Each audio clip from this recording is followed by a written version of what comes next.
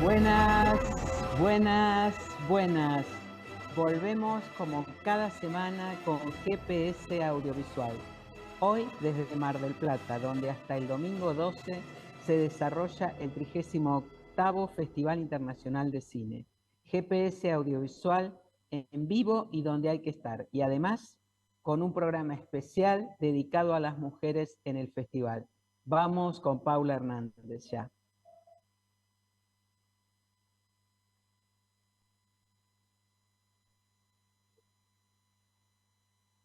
Comenzamos esta nueva emisión de GPS Audiovisual Radio con Paula Hernández, que presenta su nueva película, la road movie El viento que arrasa, en la competencia latinoamericana del Festival Internacional de Cine de Mar del Plata.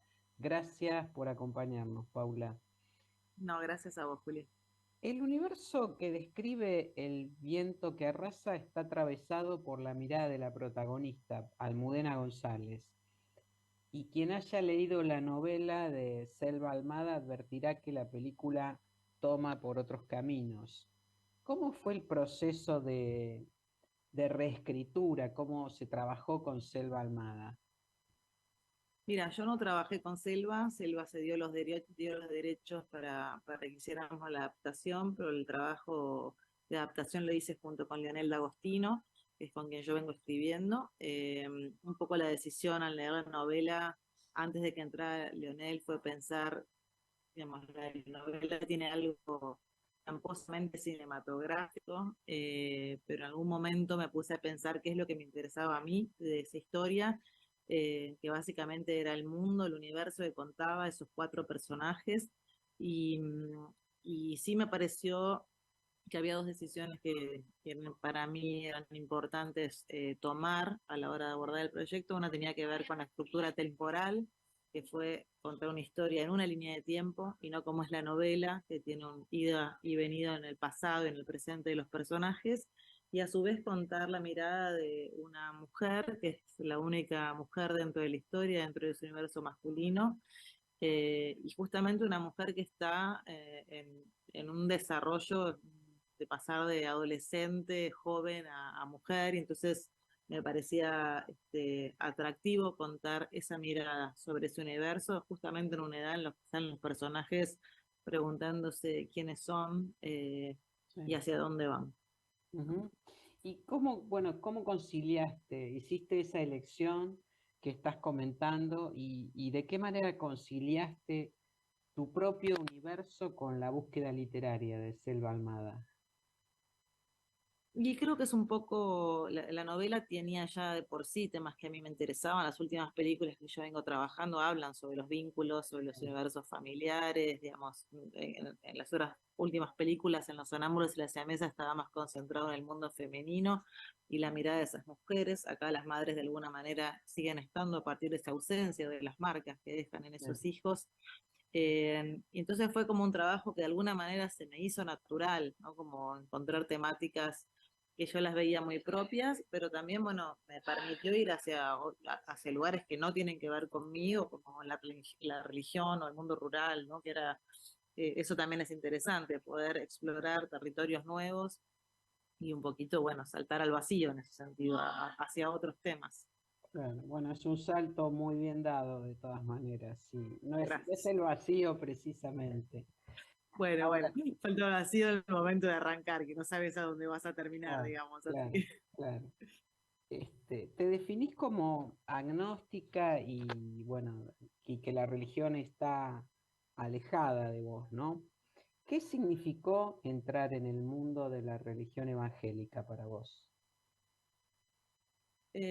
Bueno, en principio es interesante porque uno está también lleno de prejuicios en la forma de mirar un mundo religioso cuando no tenés una creencia religiosa como yo no la tengo, pero también fue decir, bueno, veamos qué hay, por qué hay tanta gente que adhiere, por qué hay tanta gente que tiene una decisión o una vocación o ciertos mandatos en relación a la fe. Digo, uno puede encontrar la fe o las situaciones de creencia en muchas otras cosas, en una vida no religiosa como la que yo tengo, y me pareció un ejercicio interesante de hacer, de escuchar, y poder pensar este universo, ¿no? Abordarlo desde un lugar que no fuera un cliché, sino, digamos, es muy tentador caer en el cliché del pastor evangélico. El evangelismo igual es absolutamente amplio, encontrás todo tipo de exponentes. Entonces fue eso, en principio fue un trabajo que me lo tomé muy en serio, ¿no? De entrevistarme, leer, y pensar un poco también qué es lo que ocurría con estos mundos evangélicos que llegan a situaciones, a lugares donde en general hay poca ayuda, donde el Estado no está, que están un poco medio abandonados a la buena de Dios, dicho así en el sentido religioso. Bueno, en ese lugar llegan y toman esos lugares y producen un montón de actos que, en beneficio, pero también siempre está la idea religiosa, la idea de la salvación, la idea del milagro. Pero bueno, es interesante verlo como fenómeno. Ujú. Bueno, cualquiera podría corporizar en el personaje de Alfredo Castro a alguien concreto del mundo de la política, ¿no? Particularmente. ¿Te sorprende el paralelismo que puede hacerse entre la ficción y la realidad? No, me parece que a veces la realidad es más ficcional que la propia ficción, ¿no? Eso es interesante de ver, más que hoy, más que nada hoy en este momento que Sí. absolutamente dado vuelta. Yo lo que creo que Alfredo hizo un trabajo muy sutil, muy interesante, ¿no? Digamos, es alguien necesitado, es alguien necesitado de ser escuchado, de ser mirado, al mismo tiempo es un personaje muy egocéntrico, muy abusivo en su forma de entrar en el otro, eh, muy carismático también. Parece que esos componentes uno lo puede ver en muchos líderes hoy por hoy, Ujú. ¿no? Sí. Y que tienen un lado atractivo y un lado absolutamente peligroso. Eso es el Ujú. personaje de Pearson. Claro, sí, muchos claroscuros, ¿no? Y por momentos Exacto, más exacto, oscuridad que exacto. claridad. No, exacto, sí, exacto, sí. Ahora, bueno, en Los Sonámbulos vos, entre otros disparadores, estaba en juego tu propia experiencia con la maternidad, ¿no es cierto? Que, bueno, a Ujú. partir de qué nos pasa a partir de convertirnos en madres, Sí. entre otras cuestiones. ¿Y qué parte de lo personal, bueno, también el rol de una como hija o como hijo, Ujú. qué parte de lo personal entró en juego en este caso, en el del viento que arrasa? Bueno, yo creo que siempre uno trabaja desde preguntas personales, ¿no? Desde vivencias que después se convierten en otra cosa, quizás son esos, simplemente puntos de partida, pero creo que digamos, siempre uno es hijo, o por lo menos uno, no todos son madres o padres, pero sí siempre es uno es hijo, entonces esas experiencias me parecen de la propia vivencia se pueden poner en juego, todos hemos estado en situaciones de algún tipo de semejanza con lo que sucede en las películas, y en este caso cuando habla eso, ¿no? De vínculos familiares. Y también todos hemos sido adolescentes y hemos tenido la necesidad de enfrentarnos y de confrontarnos con nuestros mayores y de tratar de encontrar cuál es nuestra propia creencia más allá del mandato. Digo, me parece que las últimas películas, inclusive esta, que si bien no es un material que nace de algo mío, sino de una novela maravillosa como es El viento que arrasa, la novela de Selva, creo que bueno, que son lugares fáciles de identificarse en ese sentido. Uno siempre ve algo, un hilito de donde tirar. También me gusta poder encontrar cosas que se distancian de mí y eso creo Mm. que en ese sentido es un crecimiento como realizadora, pero siempre se parte de una emocionalidad, una sensorialidad familiar. Bueno, vos no hace mucho me habías comentado, que habíamos hablado, mejor dicho, de que te interesa el tema de los vínculos. En tu Totalmente, sí. filmografía está Sí. presente todo el tiempo, ¿no? Y sí, de distintas maneras eso está siempre, sí. Ujú. Y en este caso, el trabajo sobre el vínculo con los adolescentes, ¿qué te generó? Entre los La adolescentes. adolescencia me parece una edad muy, digo, también tiene que ver con las propias experiencias. Para mí hay gente que tuvo una adolescencia en la que fue puro disfrute y diversión. Para mí no fue un momento simple en la vida, fue un momento de muchas preguntas, de mucha confrontación, de tratar de encontrar un lugar dentro de mi universo. Y me parece que hay algo muy que tiene esta cosa no moral, la adolescencia, ¿no? Que es pura pulsión, pura emocionalidad. Eso me parece siempre muy atractivo para trabajar. Y siempre me inquieta esta cosa de los universos familiares donde los hijos crecen muchas veces bajo las ideas tan fuertes, ¿no? Tan pesadas de los padres, madres o padres. Y en este Sí. caso me pareció dos universos tan opuestos, tan distintos, con ideologías tan contundentes, con padres difíciles, digamos, de encontrar el propio espacio para crecer, donde esos personajes, bueno, tienen que encontrar la forma, ¿no? Un poco la escena de ellos dos cuando están juntos es un poco un espejo, uno puede mirarse en el espejo Sí. del otro y poder pensarse, ¿no? Un poco Ujú. esa es la idea de esa escena. Sí, y al mismo tiempo me parece que ellos escapan o tratan de escapar de estos dogmas, ¿no? Exacto, De lo exacto, que vos hablabas recién, exacto, porque son dos jóvenes, dos adolescentes muy exacto, impregnados por los dogmas exacto. religiosos, morales, sociales, podés Exacto, son dos ponerle. mundos muy cerrados, Ujú. ambos, exactamente. Ahora, bueno, vos venís llevando la película por distintos festivales, Toronto, San Sebastián, ahora estás en competencia en Mar del Plata. ¿Qué fuiste descubriendo a lo largo de estas proyecciones con público? ¿Qué te devuelve la gente? Siento que hoy fue la primera proyección acá en Mar del Plata, las preguntas fueron muy parecidas en todos los festivales y eso habla de alguna universalidad que tiene la película, ¿no?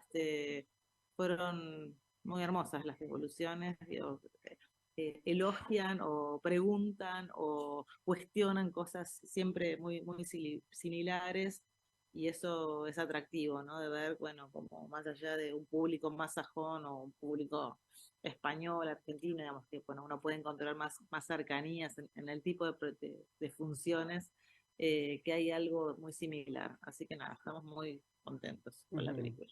¿Y algún descubrimiento que hayas tenido a partir de estas devoluciones? No, no, digo, acá hoy fue la primera proyección, como te decía, y fue muy interesante, porque era gente muy joven que estaba viendo la película, eran muchos estudiantes de cine, mucha gente de acá, de Mar del Plata, y nada, como con mucha lucidez en las observaciones. No te diría nada puntual porque tendría que Ujú. empezar a desenhebrar y hablar de la película, pero realmente muy lúcidas las miradas, y esto siempre es atractivo de tener como espectadores, ¿no?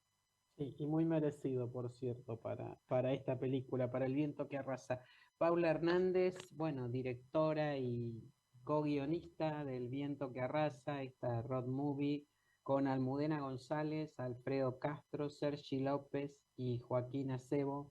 Excelente elenco, por otra parte, que integra la competencia latinoamericana del Festival Internacional de Cine de Mar del Plata. Muchas gracias por acompañarnos y felicitaciones. Bueno, muchas gracias a vos de nuevo por el espacio. Nos vemos pronto. Gracias.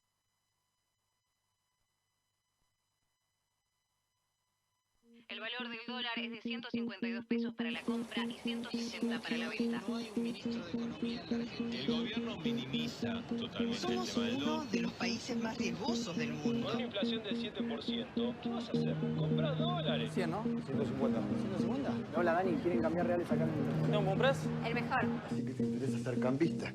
Irías a comisión, así que todo depende de vos. Casa de cambio, ¿quiere comprar dólares? Aproveche porque va a seguir subiendo. ¿Te la vas a bancar? Cambio, cambio. Una película de Lautaro García Candela. Estreno jueves 16 de noviembre.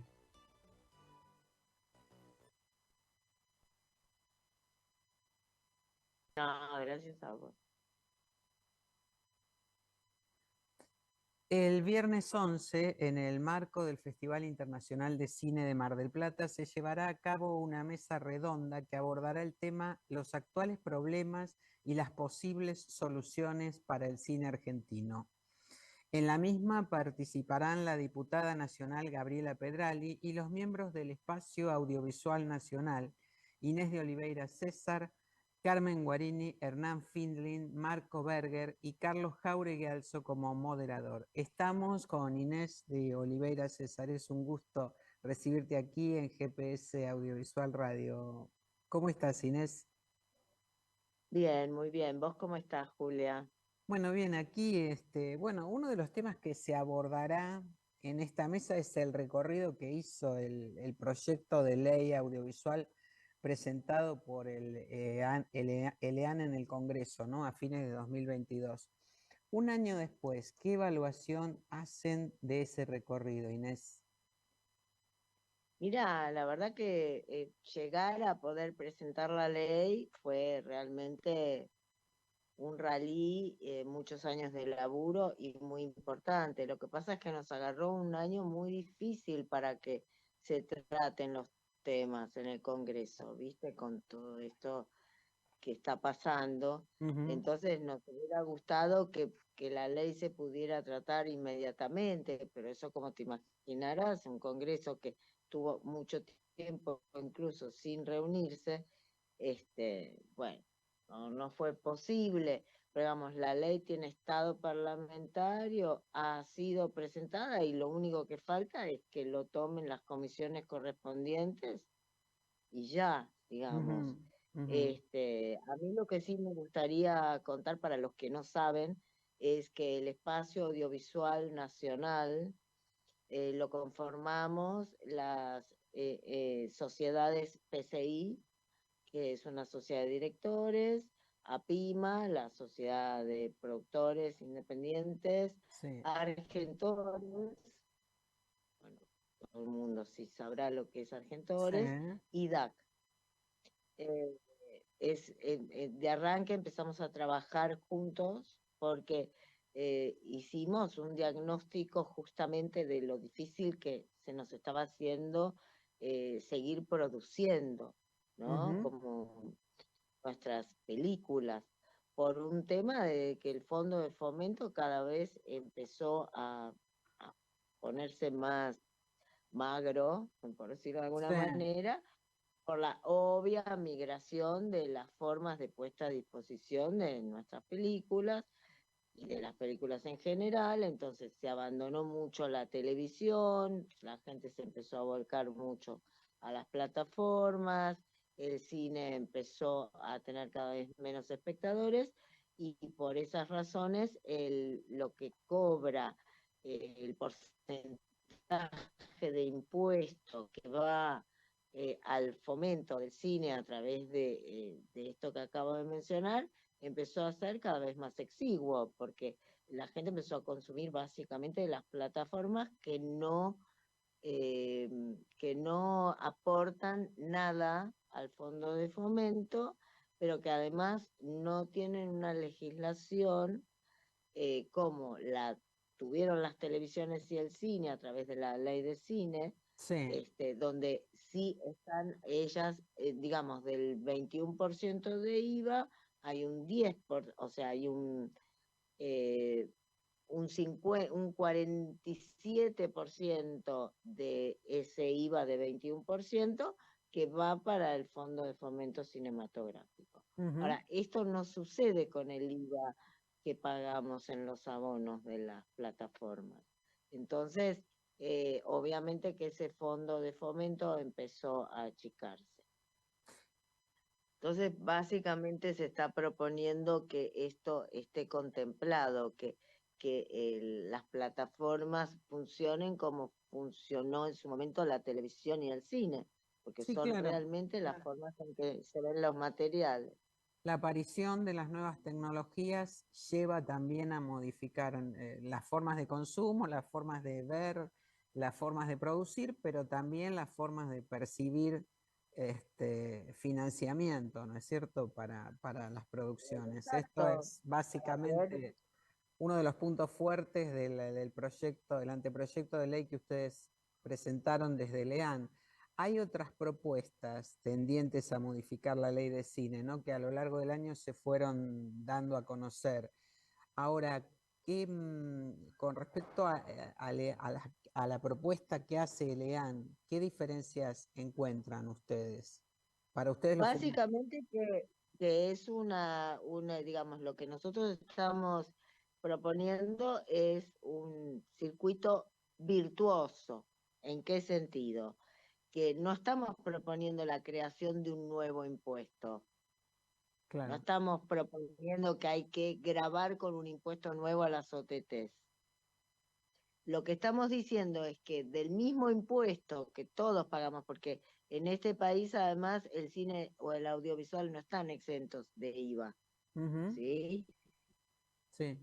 Todo más cuando compramos el abono estamos pagando el 21% de IVA. Las plataformas también. Nosotros lo que estamos proponiendo es que se siga el mismo circuito que con la televisión, que con las televisiones y con las entradas de cine. O sea, porque en realidad las plataformas vinieron a ocupar ese lugar además. Sí, sí, sí, Entonces, las plataformas, si el IVA de las plataformas no va también para el fondo de fomento naturalmente empieza a achicarse hasta por riesgo su propia existencia. ¿Se entiende? ELEAN, sí, se entiende Entonces, la gran perfectamente. diferencia es que no estamos proponiendo crear un nuevo impuesto, porque siempre es muy complejo cuando uno crea un nuevo impuesto, porque además al crearlo, a la larga siempre termina impactando en el usuario, por otro lado, ¿no? Y además legalmente, o sea, la creación de un nuevo impuesto, generar un nuevo impuesto más, etcétera. Nosotros sabemos que hay otras leyes que sí proponen gravar directamente a las plataformas y nos parece también muy bien porque son complementarias en realidad a lo que nosotros estamos proponiendo.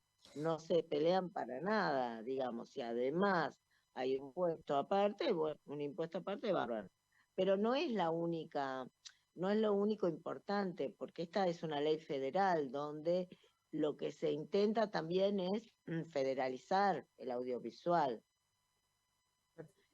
Y por eso se propone que en la conducción del instituto haya una representación federal. Y además se propone que todo lo que es el tema de género esté incorporado en la misma ley y no que sean resoluciones que hoy las haga, ¿me entendés? Que forme parte directamente de lo que la ley propone. Entonces, mantiene el mismo espíritu que tuvo la ley de cine, sigue siendo en un punto maravillosa, Sí. pero claro, con todos los cambios que hubieron, es absolutamente necesario hacer esta actualización. Y lamentablemente, si no se saca una ley nueva, todo esto no puede hacerse. Todos estos cambios que son necesarios, ¿no? Ahora, bueno, el Congreso, como decías recién, no trató el anteproyecto de ley presentado por ELEAN a lo largo del año, ¿no? ¿Qué expectativas tienen con respecto a la nueva conformación del Poder Legislativo luego de las elecciones?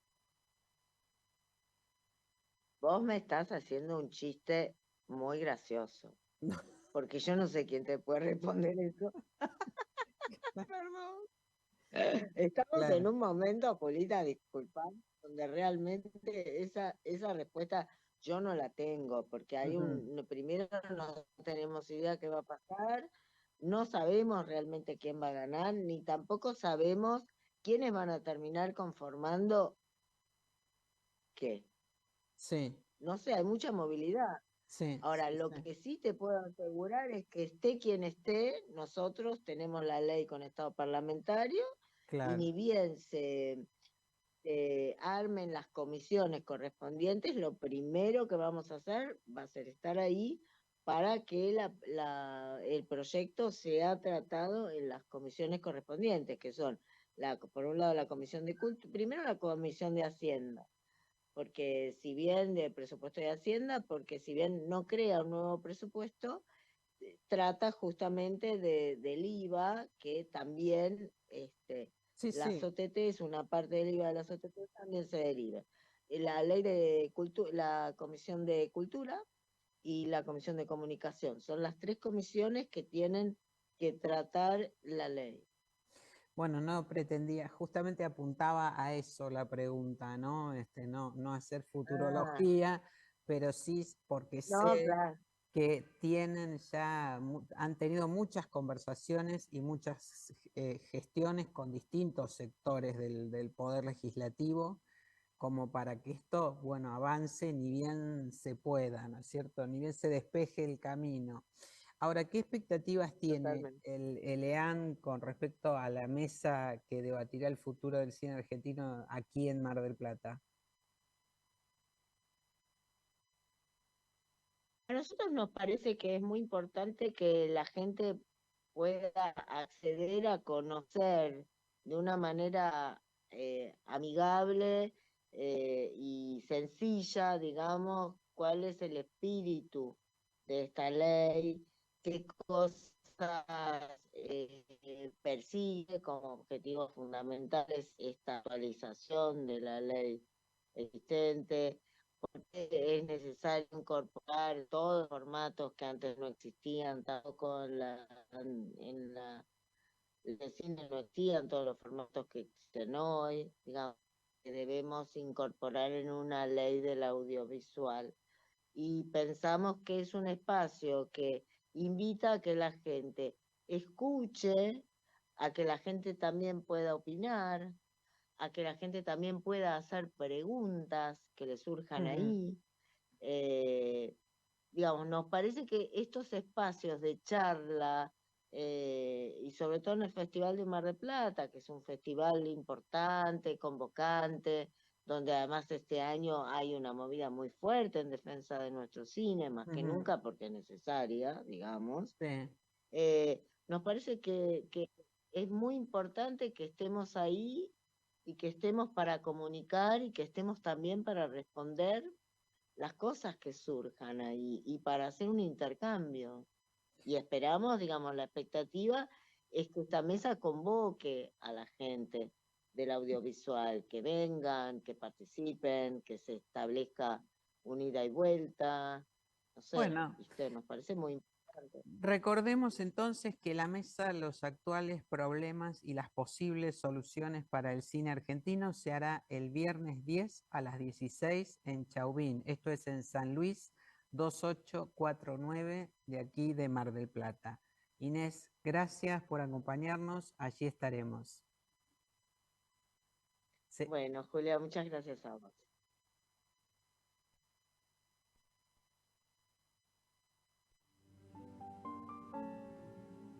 Un día que estaba yo con mamá charlando en el toilet, ella se pintaba, era una mujer muy bonita, y yo, como me salió naturalmente decir de alguien que era un judío de mierda. Mamá me agarra y me dice, no digas eso porque tu padre es judío. Las dos Mariette, una película de Poli Martínez Kaplum. Estreno mundial, Festival Internacional de Cine de Mar del Plata.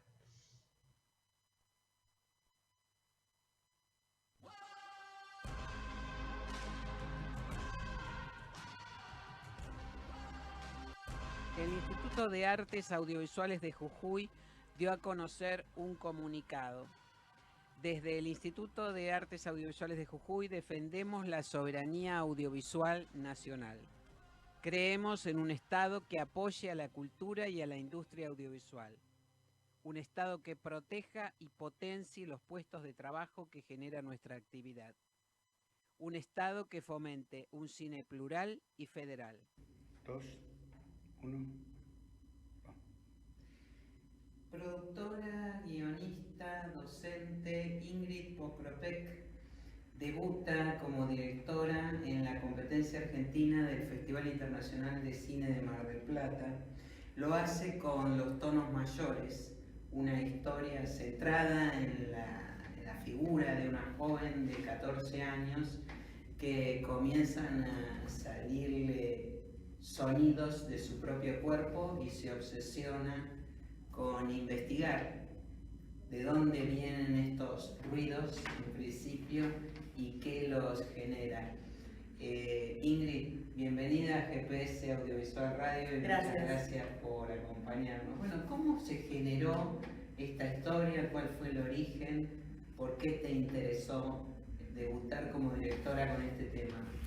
Bueno, a mí históricamente siempre me interesó trabajar con lo fantástico, sobre todo por un interés en la literatura fantástica y en pensar esta particularidad que se opone al género de lo maravilloso, ¿no? Que tiene que ver más con las hadas, las brujas, los vampiros, donde, digamos, todo tiene que ver con algo sobrenatural, mientras que en el fantástico hay un verosímil más o menos realista en el cual ingresa un elemento extraño. Y eso a mí siempre me llamó la atención. Yo hice 5 cortos antes de hacer esta película y en todos ellos trabajé con diferentes posibilidades de lo fantástico. Y no es que haya pensado, quiero que mi película sea esta, sino que bueno, apareció y bueno, solita se volvió la primera, ¿no? Ajá. ¿Y el disparador cuál fue de la historia? Porque es una joven, una adolescente, digamos. Está bueno. Por un lado siempre me interesó también trabajar con la juventud, con los niños o con los adolescentes, porque siempre me parece que es una edad en la que uno está en conflicto con uno mismo, con su propio cuerpo. Yo antes había hecho un corto que se llama Chico Eléctrico, que tiene algunos puntos en común, que es un adolescente que tiene, no se explica nunca, el poder de dar energía con su propio cuerpo. Entonces aprovecho un diciembre en Buenos Aires en el que hay cortes de luz programados para dar electricidad a la gente y ganarse unos mangos, digamos. Y en ese sentido me interesaba acá también que la protagonista fuese una niña o un adolescente, pero sobre todo el disparador fue el Morse. Me entusiasmaba trabajar con el Morse, que es un sistema de comunicación casi perdido, pero que se sigue usando, y cómo un punto y una raya se pueden convertir en otra cosa. Ajá. ¿Y cuánto de tus propios 14 años hay en esta historia, en este debut en el largometraje? Bueno, hay bastante, a la vez hay y no hay, ¿no? Digo, la constelación familiar de solo un padre y una hija no fue mi caso, ¿no? Pero sí, la niña vive en una casa que es la casa en la que yo crecí toda mi vida, en el conurbano Los Ingenieros, el 3 de febrero. Filmé en esa casa, en la casa de mis padres, digamos, y toda la vida tuve que hacer largos viajes a Capital para las actividades que hacía, para ver a mis amigos, y en ese traslado para mí se generaba ya la construcción de una identidad, ¿no? De alguien que tiene que viajar 2 horas para llegar a algún sitio y que para volver un poco se pone en peligro, ¿no? Y me interesaba eso también, que fuera un adolescente, que no fuera de Capital, pero que una aventura la tuviera que llevar a buscar en diferentes puntos de Capital, y que esa precariedad de la adolescencia, de que no tenés mucha plata encima, plata en la sube, y te mueves con inconsciencia, ¿no? Que es algo que yo hacía mucho, y nunca sabía cómo iba a volver a mi casa, o dónde iba a dormir. Siempre algún amigo me rescataba. Y también hay una escena de la película en la que la niña vuelve en taxi y el taxi la deja del lado de Capital porque no quiere cruzar la provincia, que es algo que a mí verdaderamente me pasó de noche y fue muy angustiante. Bueno, puse esa escena en la película, por ejemplo. Ajá, bien. Ahora, la ciudad entonces tiene, bueno, Buenos Aires tiene un protagonismo también en la historia, ¿no? Sí, siempre. Desde el comienzo la idea era hacer una película urbana y que Buenos Aires fuera el centro, digamos. Me gustaba elegir ciertos puntos de la ciudad que me interesaban casi por su posibilidad como fábula, ¿no? Como, no voy a spoilear mucho, pero algunos puntos que me parecían como una particularidad total, y por eso ya en el guión yo ponía las direcciones de dónde quería filmar, qué lugares quería filmar, sin saber si los iba a poder conseguir o no, pero ya estaban esas locaciones. Un scouting, digamos. Sí, ya, bueno, en tal estación de servicio, en tal restaurante, eso estaba como muy claro, y bueno, pues algunos pudieron estar y otros, bueno, levemente diferentes. Ajá. Y cómo reflejar, cómo congeniar lo fantástico con Buenos Aires, con una parte del conurbano también.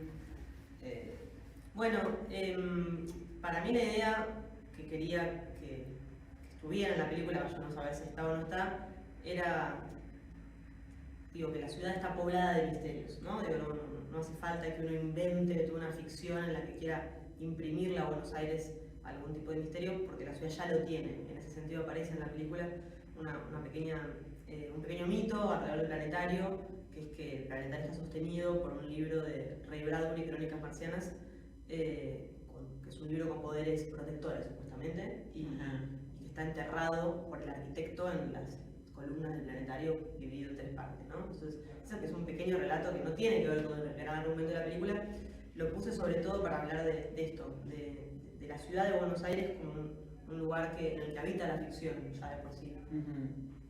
Bueno, pensaba escuchándote también en Bioy Casares, ¿no? Totalmente. Cuánto de fantástico imprimió en su literatura y bueno, en las películas que están inspiradas en sus relatos. Ni hablar, sí, totalmente, bueno, fanática absoluta de Bioy Casares, pero sobre todo por eso pensaba más en la literatura fantástica, ¿no? Que en el cine fantástico, pero por esto de cómo funciona en la literatura, en un cuento, que es una unidad más pequeña, esto de colocar al lector en un camino que parece ser completamente realista y que sin embargo aparezcan por los agujeritos elementos corridos, ¿no? Que uno dice, uy, ¿esto será o no será? Como la vacilación de lo extraño.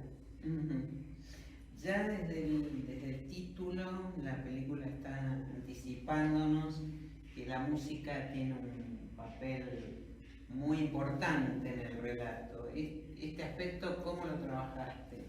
Bueno, ese aspecto era re importante y se trabajó muchísimo, fue muy difícil, porque el músico Gabriel Chojnik verdaderamente compuso una canción a partir del código Morse que está en la película. Eso fue muy difícil. Es decir, con los puntos y rayas que conforman el código, él hizo una canción. Y eso fue muy difícil porque no tenía una a priori muy musical y él pudo convertirlo en música, que es después lo que en la película se llama la canción del latido, ¿no? Que es como la canción que compone la amiga de la protagonista a partir de los pulsos que ella recibe en su brazo. Es un poco complejo lo que estoy explicando, pero si ven la película me van a entender.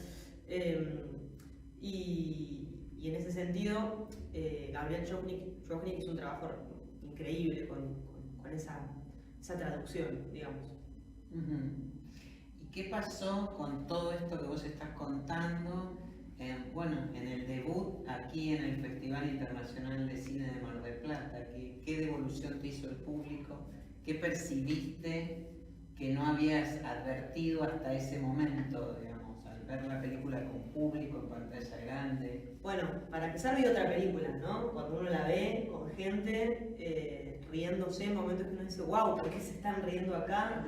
Que se emocionen o que lloren, uno dice, bueno, mirá cómo esto de pronto generó tal o cual cosa, pero sobre todo es el primer festival en el que se pasa esta película, es un estreno mundial, entonces eran muy importantes todos los espectadores para nosotros y para la película, y la devolución fue un sueño, no sé, yo no lo puedo creer, fue muy, muy, muy lindo. La función de ayer, hoy nos queda otra función a las 4:10, pero muchas buenas devoluciones de desconocidos, de gente muy emocionada, que se sintió conexión con la película, con lo que pasaba, y en ese sentido a mí me interesa mucho eso, ¿no? Pensar que algo fantástico o algo que tenga algún componente sobrenatural puede igual conectar con el espectador por otras cuestiones en una película. ¿Y el público te marcó algún aspecto en particular? ¿La gente en los comentarios? ¿Hubo algo que a vos te llamó mucho la atención? Digamos, que no esperabas. Sí, muchos me dijeron como, bueno, siento que este fue el retrato de mi adolescencia, me dijeron eso como, wow, mirá, qué bueno que algunas cosas que le pasan a la niña, digo, no todo tiene que ver con la trama fantástica, sino que también es una película en la cual ella está creciendo y se está distanciando de su padre y sus amigas crecen y ella se queda un poquito atrás. Y todo eso de repente fue algo que conectó con los espectadores, e incluso con la actriz protagónica, que ahora tiene 14 años, pero cuando empezó tenía 12, y ayer pasó algo muy increíble, que es que le preguntaron a ella, bueno, cómo había vivido la relación con el personaje, y ella dijo que ella sentía, ella nunca me lo había dicho, digamos, tenemos una relación muy buena, nunca había hecho esto, que ella sentía mucha relación con el personaje por esto, por esta sensación de soledad que uno tiene a esa edad, de los amigos que avanzan y uno que siente que se queda, y que si avanza es porque el contexto te empuja un poquitito a avanzar. Y o sea, fue muy hermoso que ella pudiera encontrar eso. Bueno, y ahora, a partir de este debut, esta premiere en el Festival de Mar del Plata, ¿cuál es el camino de los 4 tonos? Bueno, el camino es un misterio por ahora, ya les contaremos, pero bueno, la idea es que la película siga viajando por festivales y después que sí, el año que viene, 2024, tenga su estreno en salas argentinas. Ese es nuestro plan. No sabemos todavía muy para qué mes del año que viene, pero la idea es que se pueda estrenar. Así que bueno, los mantendremos al tanto. Bueno, Ingrid, muchísimas gracias por acompañarnos y bueno, felicitaciones por este debut de los 4 tonos en la competencia argentina del Festival de los tonos mayores. De los tonos mayores, perdón. Muchas gracias.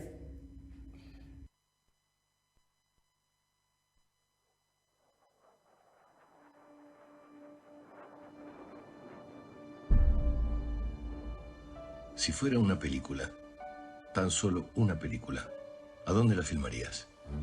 ¿Qué acción? ¿En el fin del mundo? ¿O en un glaciar? ¿O en una milonga? ¿En la puna? ¿En la costa? ¿En un parque nacional? ¿O en un estadio?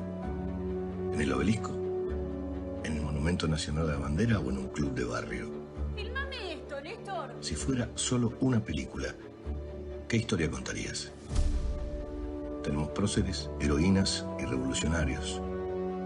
Artistas, estafadores, estudiantes y caranchos. ¿Me estás amenazando? El ángel, la santa, el papa, Dios y hasta extraterrestres. Zombies.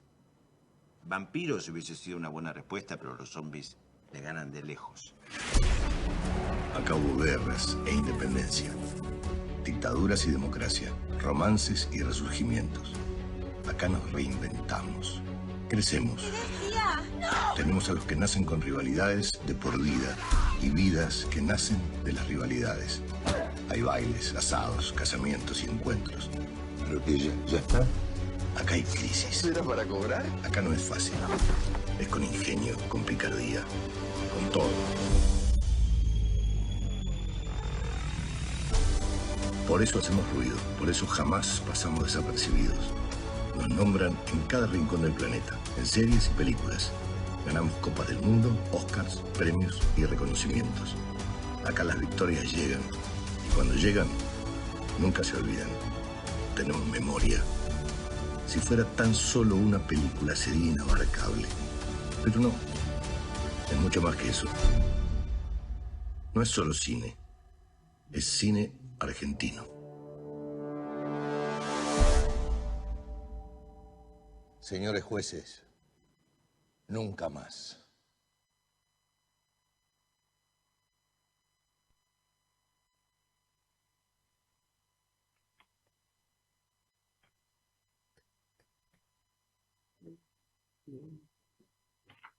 Tenemos los estrenos de esta semana que llegan al Cine Gaumont mañana.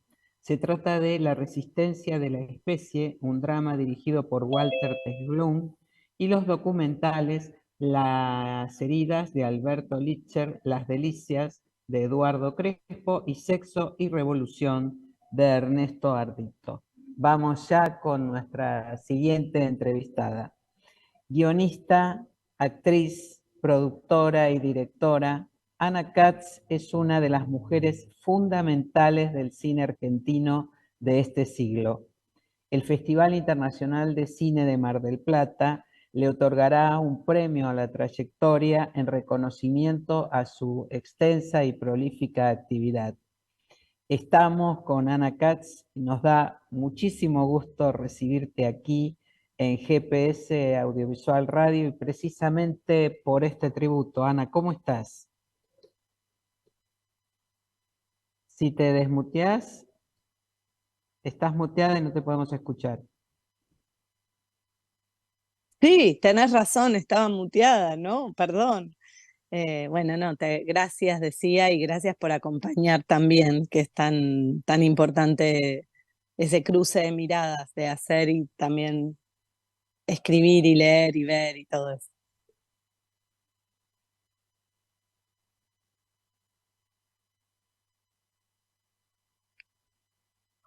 Perdón, ¿sabés que no te escucho ahora? Ahora ¿Ahora sí, me escuchás? te perdí, ahora sí. Comenzaste el año, decía, con un foco que te dedicó el Festival de Toulouse. Sí. Antes había también, más recientemente, la DAC te había otorgado un premio a la trayectoria. Y ahora esta distinción que te entrega el Festival Internacional de Cine de Mar del Plata. ¿Qué significado tienen para vos estos reconocimientos? Es una gran pregunta que no sé responder más que nada porque, bueno, es cierto que estoy como muy movediza y muy metida en la cosa y con una sensación que tiene más que ver con la concentración sobre la tarea, más que la mirada como quien ve ya el bosque en relación a la actividad o al camino que vengo haciendo. Por lo cual es casi como si lo tomara como muchas gracias, muchas gracias. Me emociona, pero sigo con los mismos temas y con los mismos problemas y todo eso, por lo cual sí, tiene como una especie de regalo que eh, me asombra, ¿sí? Y me emociona, pero sigo. Sí, sí, eso está clarísimo. Seguís adelante, firme y constantemente. Bueno, ahora tal vez no sea la pregunta más original, ¿no? que te pueda hacer digo, para hablar de este reconocimiento, pero 2 décadas atrás, cuando no tenías este homenaje, ¿te entusiasmaba más la literatura, la actuación o la dirección? Vos sabés que eso está muy combinado en mí desde muy chica. Hay una anécdota que para mí habla de algo que es indivisible, que en mi primario, en segundo grado, hacíamos como inventábamos, como suponete que obras de teatro, hacíamos los disfraces, las escribíamos y la íbamos actuando de casa en casa. Obviamente yo tenía mucho que ver con el, era bastante, creo que pobre me soportaba en esa propuesta. Y yo estaba fascinada.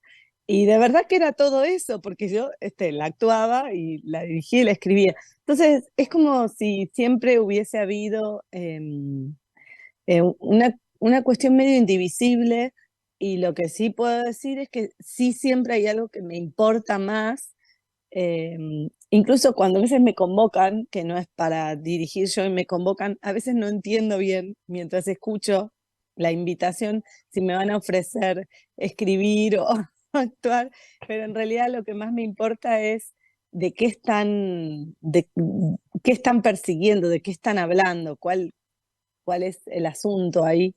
Y eso sí, eso me obsesiona. Es como que más que después qué voy a hacer yo en eso. Claro, Eso me importa mucho. es lo que más te convoca, ver Sí, hacia dónde va la propuesta, ¿no es cierto?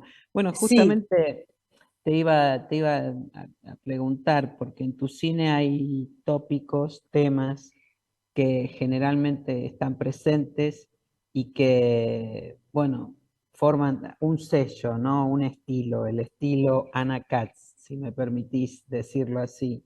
Me refiero a la Suyo. forma de abordar el humor, a referirte a los esquemas familiares no tradicionales, a la forma a veces hiperrealista de acercarte a tus personajes. ¿Ese estilo se fue formando con el tiempo o son huellas bueno, que estaban en vos desde un comienzo? Me parece que sería un poco ambicioso por demás querer eh, señalarme como en un lugar de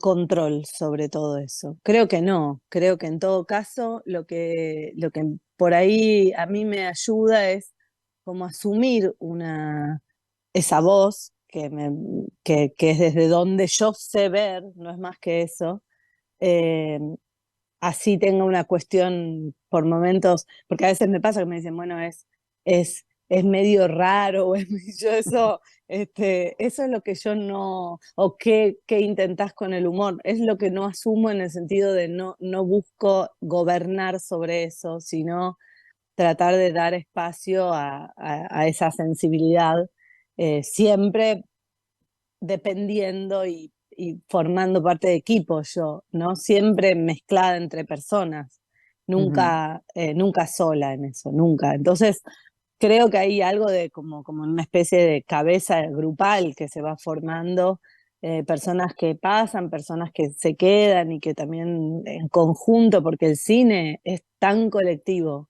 Julia, es una tarea tan, así como es difícil separar para mí entre la actuación, la escritura y la dirección, es muy difícil hablar a veces y autoadjudicarse aciertos en una tarea que realmente, si el equipo forma esa comunión que agradezco tanto, no sé, me parece que no, que el tono ese que se ve en mí es algo que viene viene de fábrica, Viene me de parece. fábrica, claro, Sí, pero al creo que mismo sí. tiempo me parece que también es tu forma de relacionarte, porque como vos bien decís, el cine es un trabajo de equipo y efectivamente lo es, pero es muy importante la cabeza que dirige todo ese gran grupo o pequeño cuando es una producción muy independiente, pero en definitiva es la cabeza de un equipo y en este caso, además, mujer. Sí, vos sabés que yo con todo esto de Mar del Plata me acordé de la primera vez que, no que fui a Mar del Plata al festival, sino que presenté mi primera película, El juego de la silla, que era justo después del 2001, el país se quemaba, y era una situación muy trágica, y me acuerdo con mucho cariño de todo el equipo de selección que encontró en la película un valor que realmente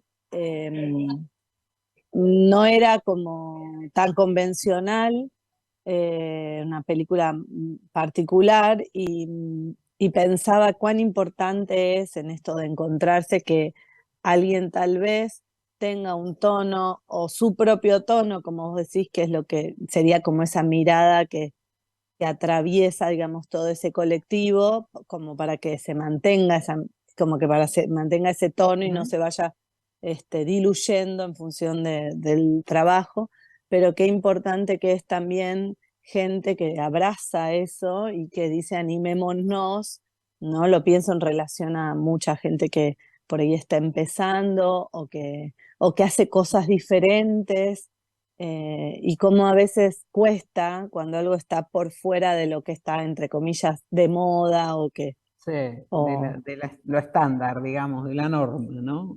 Sí, o mismo últimamente me cuestiono mucho sobre la narrativa, como como si fuera la estructura de narrativa que atravesó muchos de estos años, donde el camino del héroe era la guía principal, y últimamente me pregunto mucho sobre todo eso también, qué implicaba, por qué significa el antagonista, ¿no? Como un montón de preguntas que corren con los tiempos y que necesariamente se mueven, se mueven.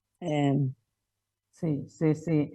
Ahora, ¿qué tiene que tener un tema o un asunto para que te convoque y digas, bueno, voy a hacer una película en este caso? A mí, ¿Cuál es la esencia para vos? a mí me interesa mucho cuando se desnuda una verdad que es muy humana y que tiene que encontrar su lugar, porque muchas veces el mundo, es decir, la civilización, la manera que encontramos de hacer el mundo, eso que parece ser lo natural, la convención, es es de una incapacidad, de una dificultad, que deja muy complicados en general a todas las personas, pero quiero decir, cuando aparece de golpe una personita que encuentra un gesto o un sentimiento o una acción que tiene una cuestión muy genuina y que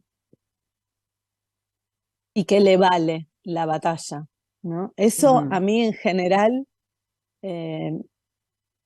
me interesa mucho. Por eso a mí no me preocupa tanto que algo sea desparejo o deforme o que no se entienda bien o que no aburra. Son todas categorías que cada vez me interesan menos, no porque no me guste estar involucrada con lo que veo, al contrario, pero sí porque creo que hay mucho de lo que...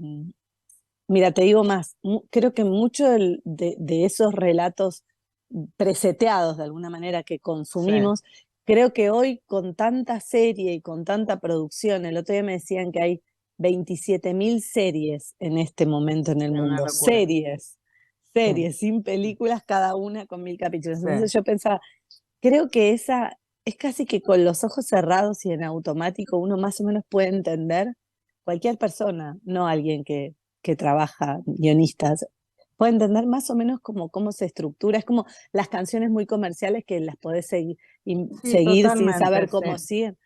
Bueno, entonces por eso más que nunca me conmueven las personas, los encuentros, las maneras singulares de poder decir pienso esto, siento esto, y ahí sí me encanta, me meto mucho, trato de estar ahí.